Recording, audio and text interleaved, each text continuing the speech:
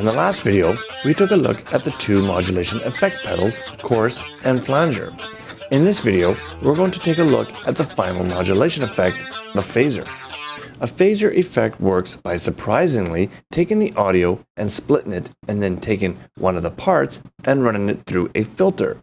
And the resulting audio becomes out of phase with the original audio source. When these sources are merged back together at the output, the phaser effect characteristic is present, which is often described like a chorus and flanger, adding more depth and body to your tone.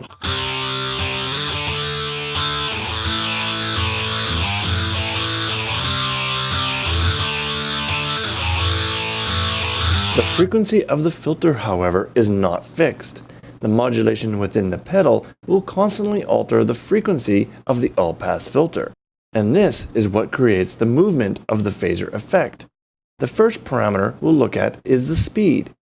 This will control the speed of the modulator, which in turn controls how fast the pass filter will alter its frequency setting, which of course results in the speed of the phaser movement.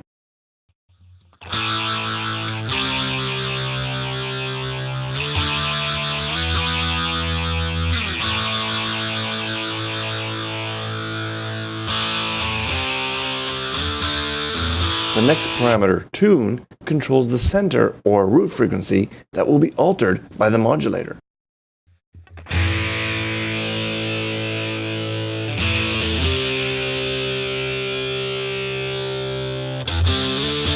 Having this parameter set in the middle will result in the phaser having an equal effect on all frequencies.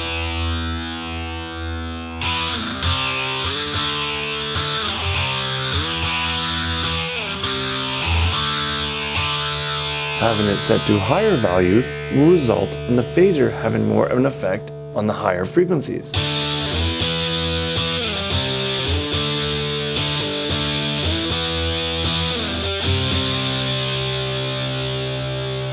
Whereas in lower values will result in more of the lower frequencies being affected by the phaser.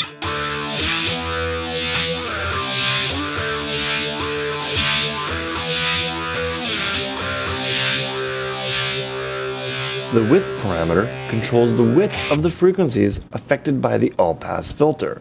Wider values will create a deeper, more dominant effect.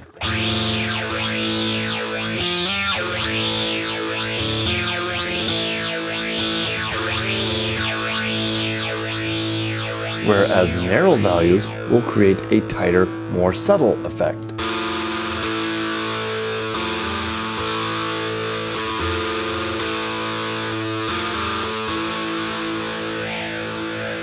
The final parameter is the intensity parameter, which controls the mix between the wet or affected audio and the original or dry audio source.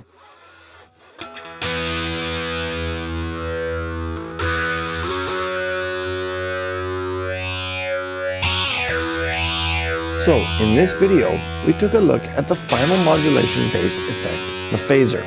In the next video, we'll take a look at the two effects that create more time and space to the tone, with reverb and delay effects.